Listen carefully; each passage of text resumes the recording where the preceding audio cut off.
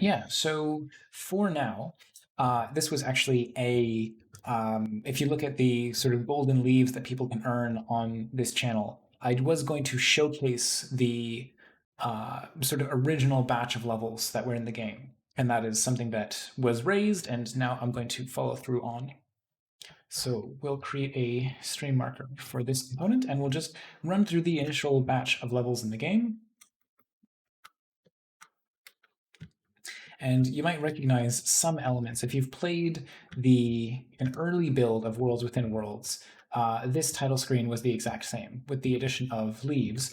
But what you might notice is that when you get to here, this point, you can come over to this way or you can drop down here. But in either case, there's going to be some illusory terrain that you have to go past. And this is one of the biggest things that I cut when I remade the game as Worlds Within Worlds. No more illusory terrain. Why? Because I could never find an elegant way to integrate illusory terrain. The one thing that you might notice and also, of course, the butterfly can be used to reveal illusory terrain, which is also a fun little detail. But if you look closely, and by closely I mean let's punch in on this with the Windows zoom in, you can see that illusory terrain does not cast a shadow, whereas everything else in the game does. So that was your hint that illusory terrain was somewhere on the screen.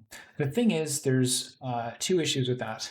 For one, there was no optimal way for players to find instances of illusory terrain. They wouldn't look closely at the screen. They would just kind of jump around the level and smear themselves up against every wall trying to look for illusory terrain. It wasn't clear enough when something wasn't actually there, which is why I was hoping they could use the butterfly. But in the end, I played a few other games with illusory terrain, and the issues that I'm talking about were only further exacerbated. Like, there's a lot of annoying design challenges that I didn't want to solve when it came to implementing illusory terrain. So I figured better to just take it out. Of course, second of all, in the web build of the game, I can't do the drop shadow effect. Um, the canvas that I am drawing to just lives in volatile memory, and whatever the technique that I'm doing in this version of GameMaker just doesn't render it properly. So without a drop shadow, it looks indistinguishable from regular terrain, and I just decided, you know what, we're going to lose the illusory terrain. Now, the third big difference is that in Worlds Within Worlds, the game progresses one world into another.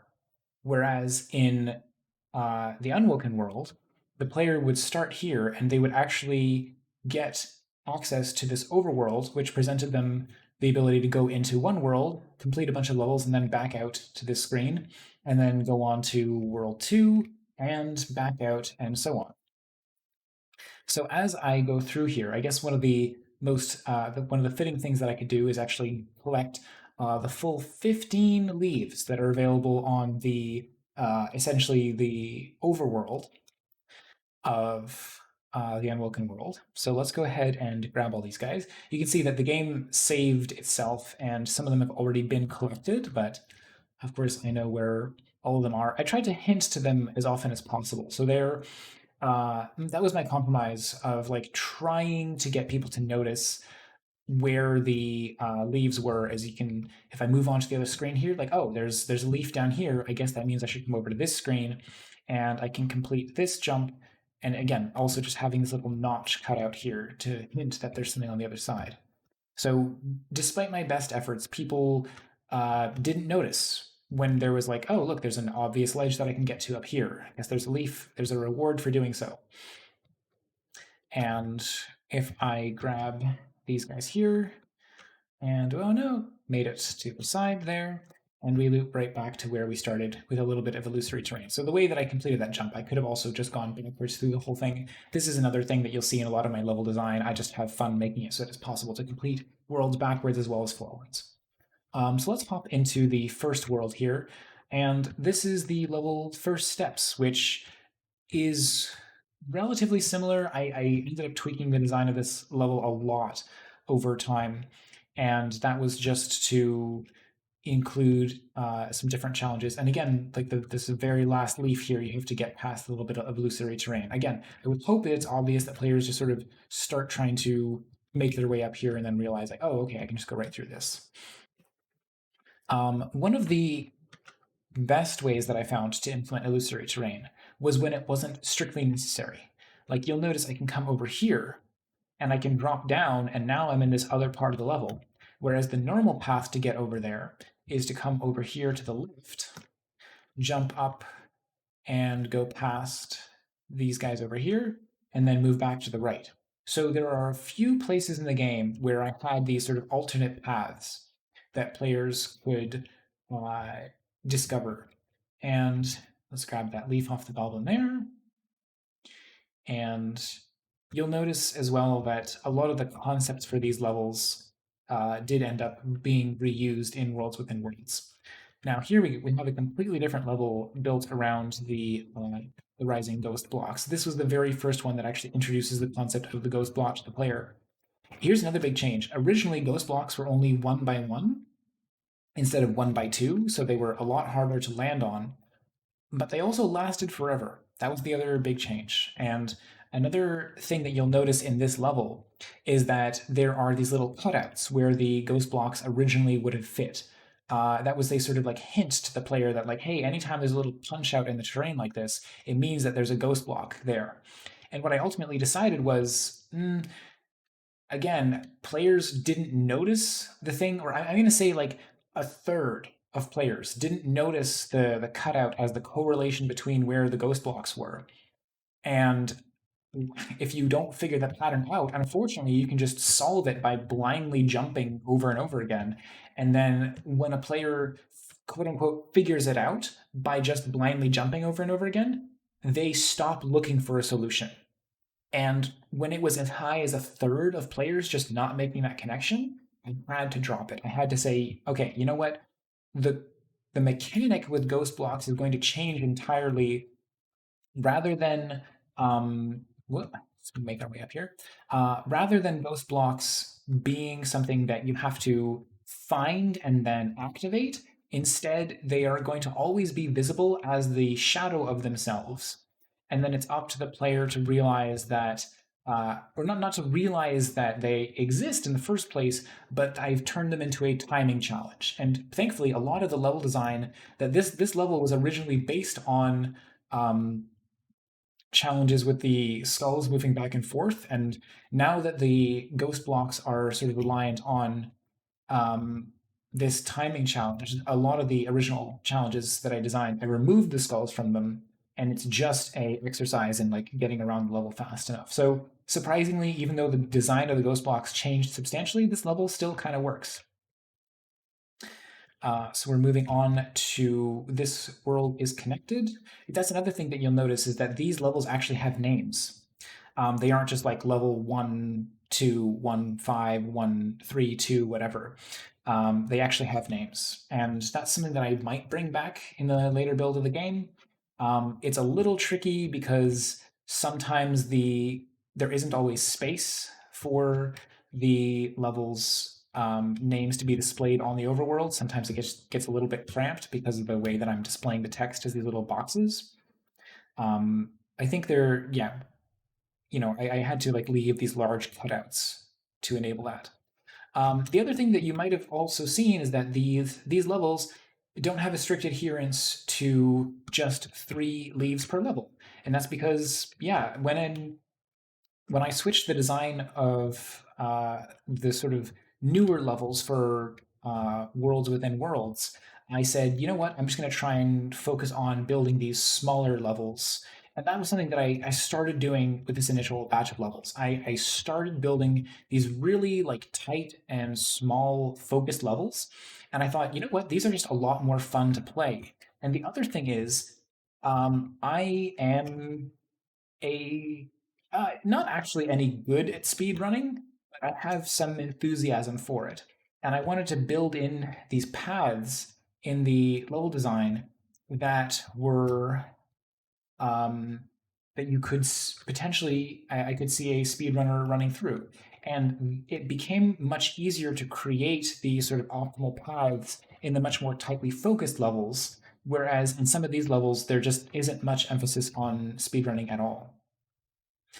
It's much more focused on exploration. And I think that exploration is a totally valid thing, but this game is a bit better built to be a sort of like quick action, quick, uh, jump in, jump out, rather than, again, the only sort of exploration you had was sort of finding the little illusory bits of terrain. And again, that in itself didn't feel like it was very fun.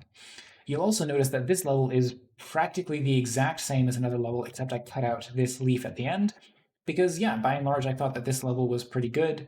I just decided that it was a little better to remove this last challenge here because it is mostly just a patience thing. And if this guy is, way over there, you have to wait all the time for him to come back. I did make it so that if you restarted from any checkpoint, this was a part of my design philosophy all along. If you restart from the checkpoint, then this guy is kind of in an optimal position for you to just go and make that jump. That was always a consideration of mine.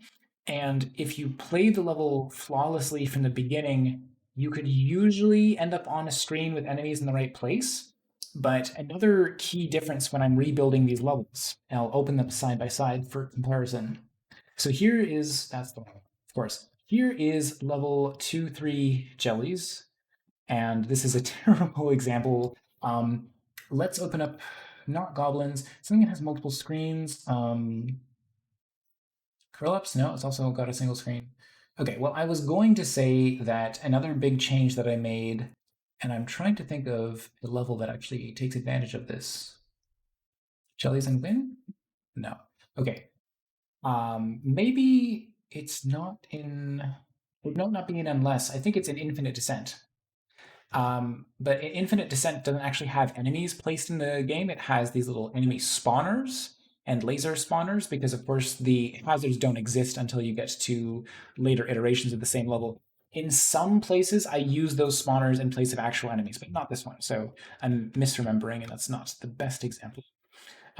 Here we go. This is the level Perilous Portals, which do some fun again, anything that I think is actually a good idea, like don't worry, I'm not scrapping what I think are good ideas. I'm just taking the same ideas that I've had before and rebuilding them in what I consider to be more elegant levels. So these kind of fun challenges are going to make their way back into the game at some point, in much the same way as I built the game Pursuit as a sort of small batch of levels akin to Infinite Descent, but then decided that, you know what, these levels don't have the best design, and in some cases I'm just copying them from other um, better designed levels from this game. So let's scrap Pursuit overall as a game that people can play, but let's reintegrate it as something that is going to be more tightly focused, has better overall design levels. But yeah, another big thing that came about in the transition to Worlds Within Worlds is since levels were much smaller. Just missed that jump up there. Since levels were much smaller, I spent more time on breaking up the concepts. So in this game, in this batch of levels, you can see there are 6 leaves to collect involving these pufferfish, and then you never see the pufferfish again. But in Worlds Within Worlds, I made it so that you would encounter the pufferfish once, then you would encounter something else in the same world, then you would encounter a reappearance of the pufferfish, and then you would encounter a reappearance of the second element, and then you would encounter those two elements sandwiched together. So it's like A, B, A advanced, B advanced, and then A, B together. That's the general formula for Worlds Within Worlds. But in this version of the game, it was much more like introduce a concept, explore it to its fullest, and then move on to something else. This ability to like duck under these sideways moving ghosts is something that I didn't even utilize in the new version of the game because it there is a fast way of doing this, by the way. It can just do that. But Now I can't get up there. So let's get a new guy to spawn in here. So yeah, you can make a tricky jump in place of waiting and being patient and ducking underneath them. But way too much of this level, as much as I like this sort of like back and forth waiting on these guys to rise higher and higher, it just involves a lot of waiting and I don't know, maybe I'm just impatient. Let's step under this guy and make it over to here. And then nice, fun secret boing. That's the fast way of grabbing that leaf. Again, this I liked because you can either wait for these guys to make a path all the way over to here, or you can go complete that other challenge and then this leaf on the backswing, I guess. So already in my mind, I was sort of thinking of like, what are some optimal paths that you could encounter in the game? This is a level where I love the sort of LCD color aesthetic that I've got, but I don't love the actual mechanic here. These sort of waterfalls that push the player down, aesthetically, I think they look really nice. Um, but the way they interact with the physics system in the game, or lack thereof, is kind of wonky. And the fact that it just sort of pushes the player down and you can kind of fight it and you can sort of like jump up through them and they just behave in a really weird way, so I took them out. But they actually give rise to one kind of nifty mechanic here, is you can see that this skull is kind of catching fire and then it's getting doused, and this skull is actually carrying the last leaf in this game and in this level. So I can grab that there and I can go drop it off. But yeah, there's first of all the skull color wasn't changing, and second of all, the I'm probably going to take those waterfalls out, still use them as decoration, but not keep them functional anymore. So now we get into another big batch of levels here, and the fun fact about this particular overworld, which we'll be back to in just a moment, is that you've got that one leaf, that one level kind of immediately as you get into it. And you can definitely recognize that I've kept these challenges and reuse them elsewhere. But what you'll notice is that the illusory terrain is used a whole lot more in the overworld here. So there's this one level that's immediately accessible to your right, and then you start heading over here, and like, oh wow, there's another level over there. Well, let's head down there, and oh look, there's another level over there. But how do I get to that level where I just was? And I guess I can head down here, and wow, oh my gosh, I'm over here now, and then like, oh wait, that's the beginning. How did I get up here? And oh, now I'm over here. I guess here's another level, and you can see how many leaves there are accessible in this level. And then if I continue on over here, then now I'm back here. This entire level, and this will be fun, I can show this off, is actually this big.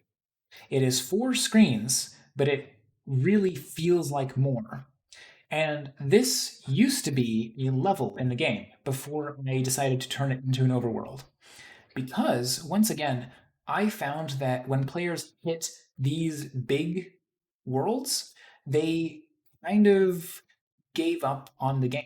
They just um, they would keep playing the game, they would keep having fun, and they would hit this big level that's like huge and a little confusing because they kind of get lost and they don't realize that they have to go through and find all this illusory terrain to make their way through. Um, so I said, okay, well, instead of these being big levels that you kind of have to tackle all at once, what if I use this level as an overworld so that you have the natural expectation of hazards and quick action within a level, but then maybe not outside of a level. But then I also kind of relented on that and decided that the worlds themselves should be a little bit more easy to traverse, but I'm not completely against the idea of these kind of grander overworlds making a reappearance. But it seems to work better as an overworld, as a hub than as an actual level. And that was way back when the game had just like 12 levels in it. I had um, I had people trying out the first world, and then they would hit level 6, which was that overworld that I was just playing. And they would say like, "Oh, okay, cool," and then they would play through that level, and then they would stop. And it was like, "Oh, all right." They finished the first world and they moved on. And then I tried removing it. I just took that one level out, and people finished the 5 levels, and they got into World 2, and they played through all of World 2, and they got through to World 3, and they kept playing through World 3. And I was like, no, really, just by removing this one kind of slow point in the game, way more people actually keep playing through to the end. So that was definitely something that I felt was a worthwhile change for the sake of pacing. And that sort of pacing really extends to the smaller levels that I ended up building as time went on. Now, these are hazards which are not even in the base game yet, but I think they're a lot of fun. These little fireboxes, they definitely lead to these really challenging moments. And we've got another fun illusory challenge here, because like as the players are making this kind of tricky jump, I figure if they die, they might realize like, hang on, there's a little something here. So this was my way of kind of trying to hint to players that there was something here. And then this is kind of a tricky jump to make, but you'll notice that I also intentionally made this drop perfectly clean. And of course, this screen, this little channel is also hinted at if you had completed the challenge on. My gosh, of course. I was going to use the butterfly to give myself a hand here. There we go. Thank you, butterfly. All right. And I'll freeze these hazards as well. So if you. Darn it. Um, okay. I'm trying to talk about this, but I'm also trying to give myself a safe recourse. Okay, so I'll use the cursor. Obviously, you come over here and you grab this leaf. That was also your hint that this existed. And then you sort of have to think fast and wall jump before you get incinerated on that level. And then we'll come over to here where there's another hidden level. Again, you really have to like piece together where these are. And this is yeah, this mechanic, the cackling countdowns. These are in um, the other game, Infinite Descent. They are one of the final hazards that you'll encounter. These mean little laughing skull clown faces. And this entire level is based on just these individual wall jumping challenges. And if you fall into any of these warp portals, it takes you back to the beginning here. So not much to say about these guys. They don't actually they aren't actually a fundamentally new mechanic. They just take a difficult level and make it so you have to complete it under a time limitation. And then of course, if you don't manage to complete a challenge within the 10-second time limit, then I'll show you what happens.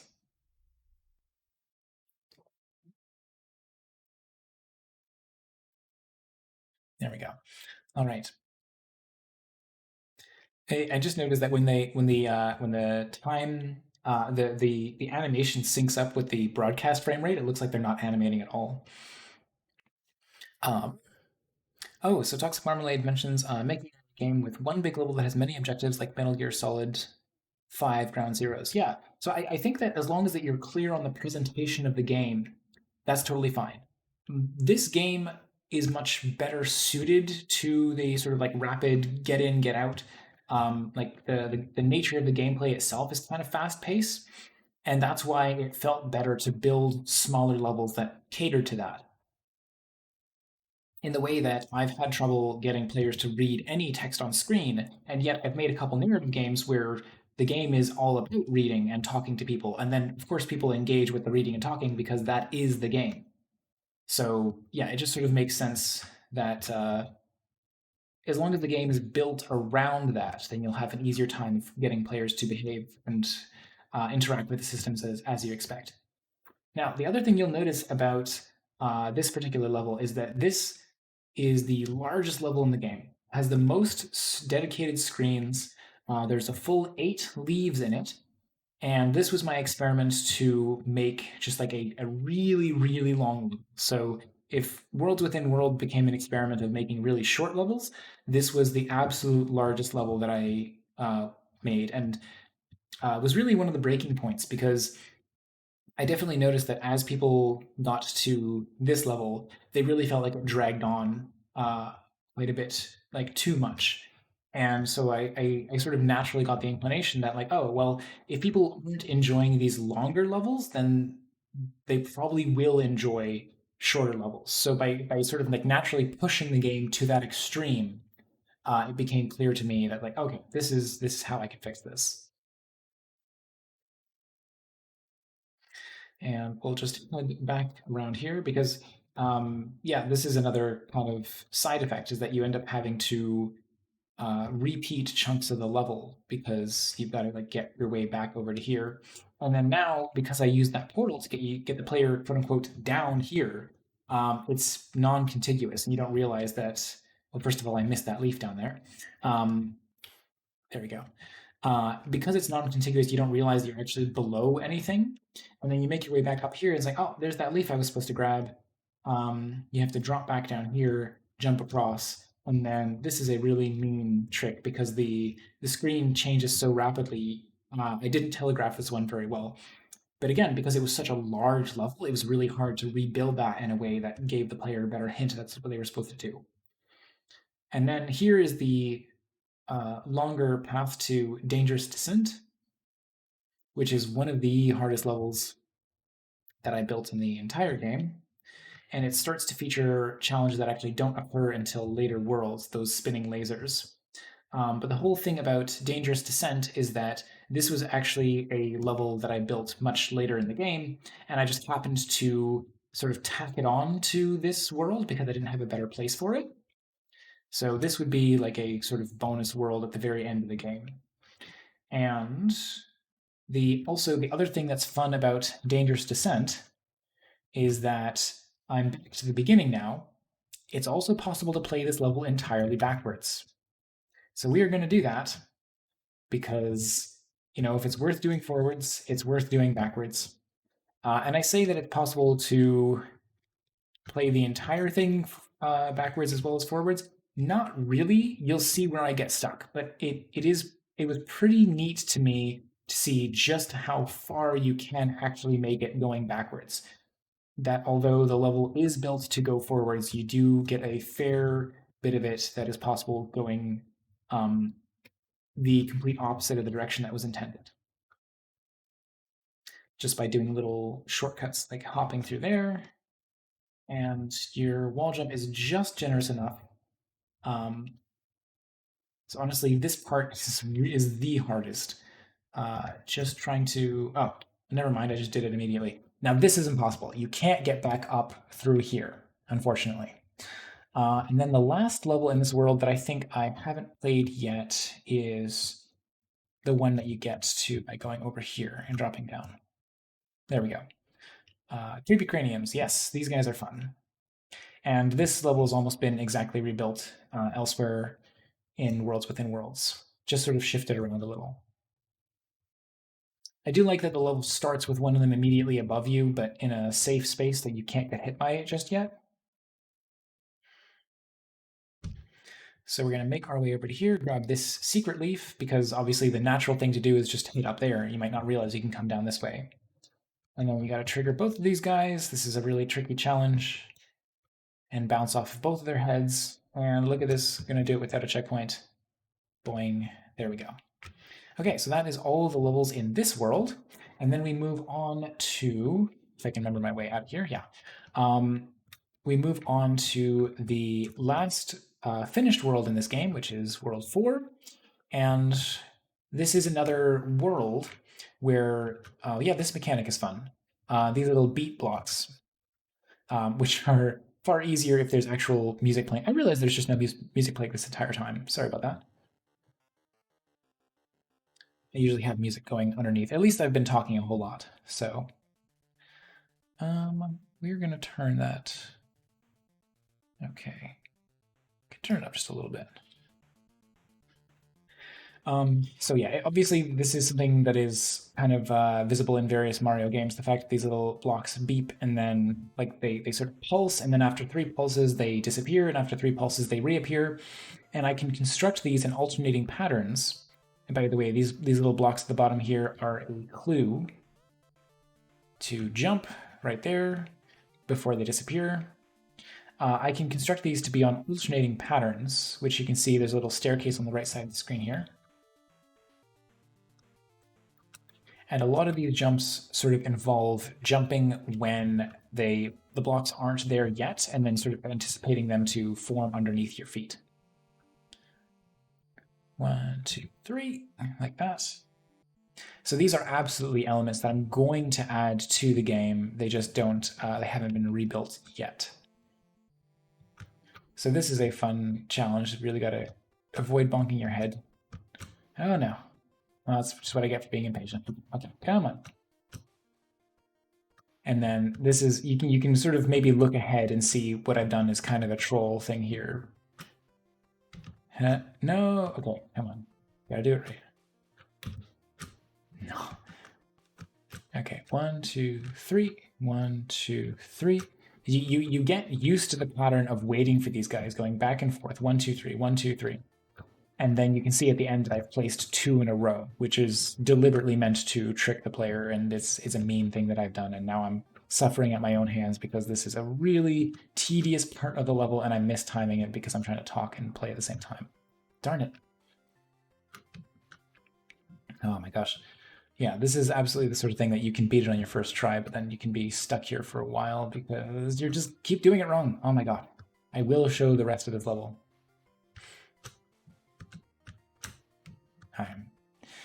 Okay. 1, 2. Oh, come on.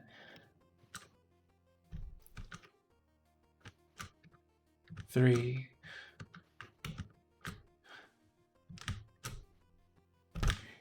No. 3. 1, 2, 3. 2, 3. 1, 2, 3. No, oh my gosh. Okay. I will get this. It's not even. This is the most difficulty I've ever had on this challenge. 1, 2, 3. 1, 2, 3. And then there. That's the trick, is that you make it all the way to the end and you don't necessarily realize.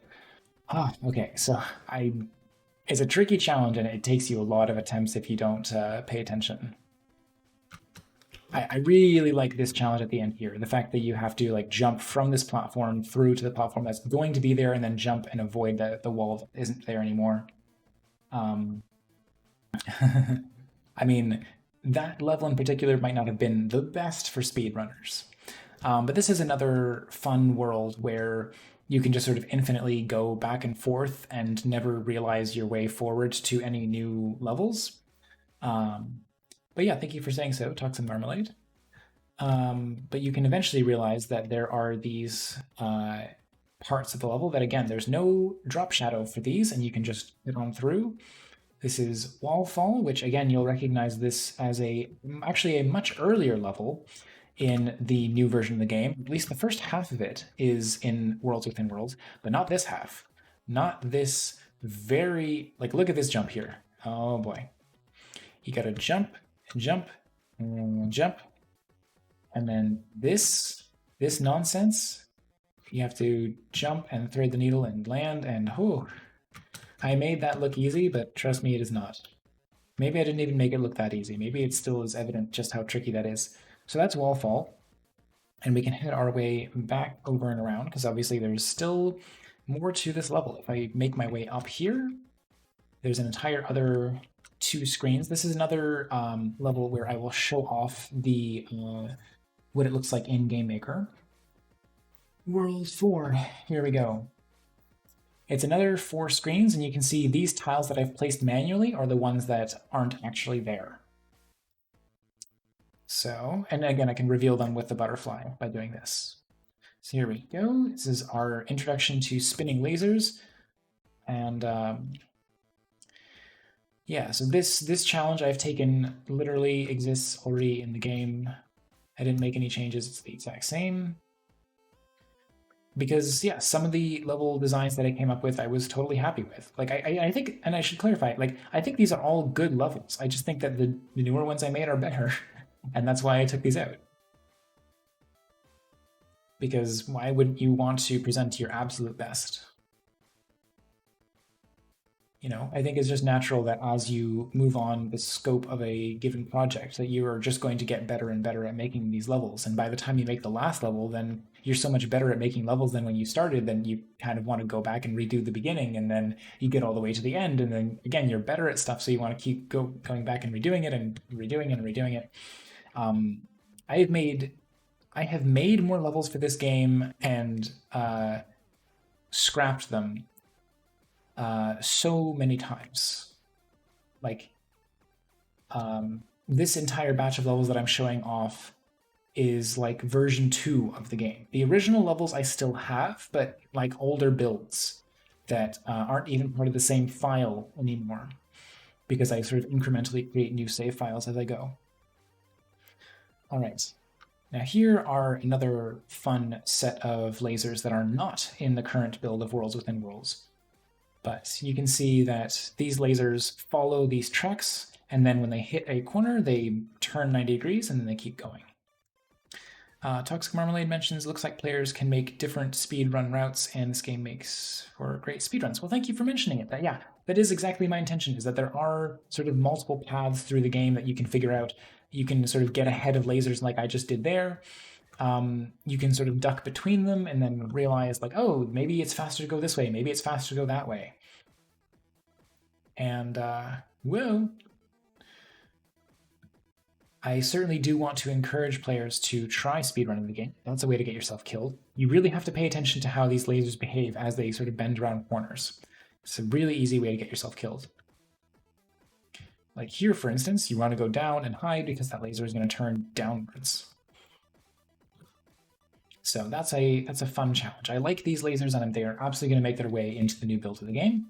And then the last level in this world is this one down here, which is Never Stop Moving. And this one is the only one that's broken. You can see that these lasers are sort of constantly firing, and they should kill the player. They turn on as the player passes them, and after that, this should be killing me. So I messed that up. But the whole idea is that this was my attempt at making a challenge. I messed that up, obviously. This was my idea of making a challenge where you just had to sort of keep going forward and you loop back to the beginning. But yeah, so that is a pretty much a full look at the levels. This is my original level select, by the way, you can see in the game. Just a quick way to jump into specific levels. And the one that you didn't see, I'm going to put to the very beginning, and hopefully this just runs. This will make it a complete 100% playthrough of the original. Well, I say the original, but again, I scrapped a lot of the originals. This is like the version 2 of the game. And, oh, you are... Okay, well, there you go. Why did you take damage? That's weird. So this is the boss of the game, but for some reason he's spawning in and then immediately taking damage. So I'm not... And then he just took damage again. Why are you getting hurt? And then he's getting hurt, but he's not dying. Okay, so obviously that's very broken. But that was just a sort of boss that I built into the game. And again, bosses don't make sense in this game. When you have just like one hit and you... traditional bosses, I should say, like a Mario-style boss, is very difficult to present in the context of this game, because if you're always one hit away from death, obviously Mario makes it work, but you're usually counting on the ability to have more than one hit from death. It's very tricky to play through some of those original bosses in the game without taking at least one hit. So yeah, that has been a pretty thorough look at the original batch of levels that were in this game, which is now Worlds Within Worlds. And the cool thing is, if I just go into my debug sort of macros here, and I switch this over to toggle this one on, then I run the game. Actually, I have to put this down here as well. And if I run the game now, then the game will load in back to the proper batch of levels as they are supposed to be. Nope, super broken. Okay.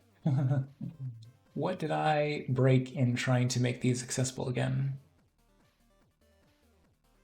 Well, okay. It is not actually clear to me what I broke. So Game controller. Oh, it's because the game is trying to load a level, but the level that it's trying to load is not valid.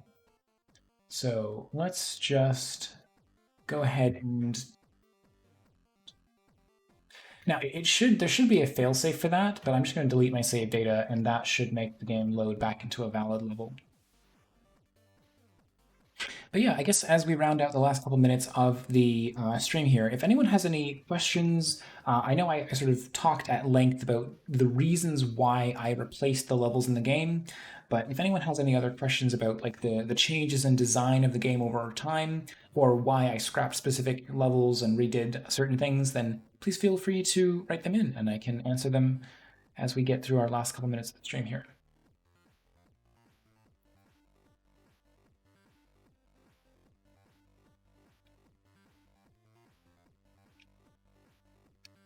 Let me see if I can find some of the other original levels in the game. And I can sort of show those off as I answer questions. Yes, the scrapped folder. There's actually nothing in here still.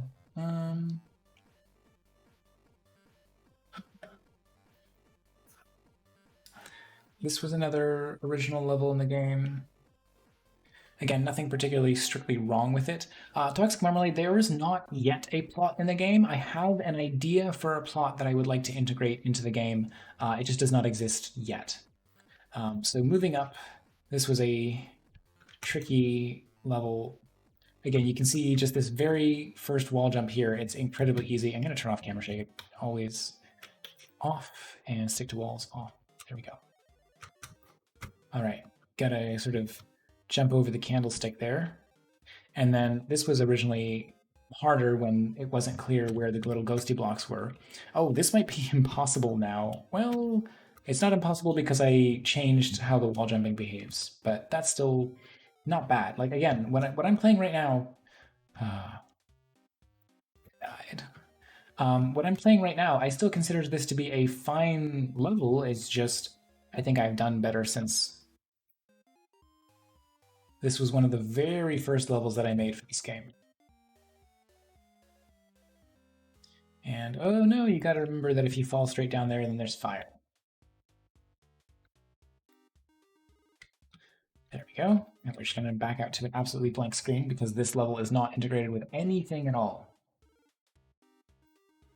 More to this world. Oh yeah. So here is the version of the level before I changed it into an overworld. Yeah, plot writing is tricky for sure. It's not that I have that many games that actually feature, I would say, like actual plot to them. The narrative games that I made obviously have like plot, but they're very short games. Robo's the World, Zarnok Fortress, I would not say is a good example of plot in game, and then a whole lot of these older games just don't have any kind of story or plot to them at all.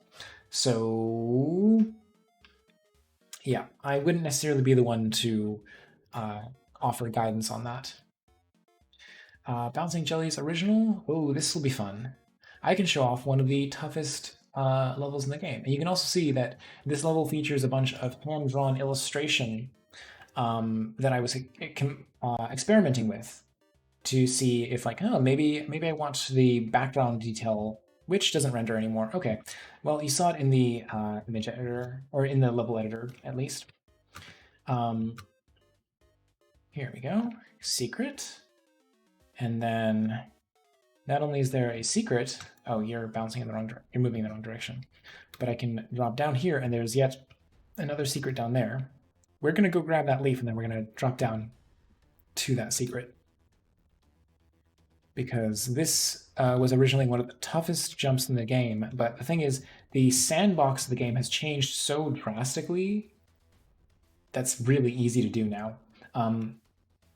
The way that this challenge used to articulate is you had to bounce off this guy and then not do that. You had to bounce off this guy, land, bounce again, and then wall jump to get on the other side of him, like that. It used to be really hard. And again, the sandbox of the game has changed so much that you can now just basically do one trivial wall jump and get back to the other side. So That's kind of cool, I guess. How do I come up with the levels? Well, a big part of that is experimentation. I like the this level that I just showed off here is just called moving. This was back when I had only a few things built into the game. I had fire, I had little ghosty blocks, and I had these goblins. And I just started building a space that was almost like a test bed of ideas. And just sort of saying, like, okay, well, I know I have wall jumping as a mechanic, so let's put a little wall jumping section at the beginning of the level here. But I would say that this is relatively thoughtless. Like, a lot of my best levels are I build the entire thing, experiment with a whole bunch of ideas, like, oh, this is a new challenge, but does it belong at the beginning of this level? Not really. It's just kind of like tacked on here. This challenge of like falling and grabbing this leaf, but then remembering that if you keep falling, then you'll hit the fire at the very bottom. I think it's an interesting idea. It's just one that I need to integrate in some better way. Um, so a whole lot of the way I come up with level ideas is uh, just experimentation with new elements that I build. Level ideas are always inspired by the sandbox of objects that I build out for myself. The various like traps, hazards, obstacles that are in the game sandbox. So I suppose there's kind of a nested question there, which is how do I come up with these elements? And a lot of that is just sort of research into an inspiration from other platforming games I've played. Of course, there is the Mario games that I played growing up. Um, oh yeah, there's a whole bunch of other one-off levels here. Oh yeah, so that was one I've already shown off before. Time jumping, this has already sort of made its way into other levels. Here's moving up sort of like a V2, that level. And you can see there's some like superficial differences if I compare this with that's the reason this is called moving up original, is because there is a moving up V2. And let's sort of side by side these. Yeah. So you can sort of see I changed the beginning of the level because I felt like this wall jumping challenge really didn't make sense to be part of this particular challenge set. So I think that this is a better version of the level, but it still doesn't have much of an identity to it. So I want every level to be a unique challenge, feature a unique hazard or enemy, which is usually inspired by my just games I've played before, but also there is the glass light, which I will hop into that level real quick, because glasslight is an idea that I had that I would say is pretty unique. Like, it's not quite hard light. It's this healing mosaic. You have to jump or hit it multiple times for it to break, and there are times where you don't want it to break. There are times where you do want it to break. Like, you don't want it to break here because you fall through and die. You do want it to break here so you can get the thing underneath it. And then there is a sort of combination of times where you don't want it to break, not in this level, but in a later level, you do want it to you don't want it to break so you can make it safely to the other side. But then if there's an enemy bearing down on you, then you do want it to break so you can fall through and get to the other side. So yeah, I guess that's the all the time we have for questions right now. But we're gonna wrap things up, and I'm always happy to answer more questions about my level design process and enemy design process and so on in a future stream.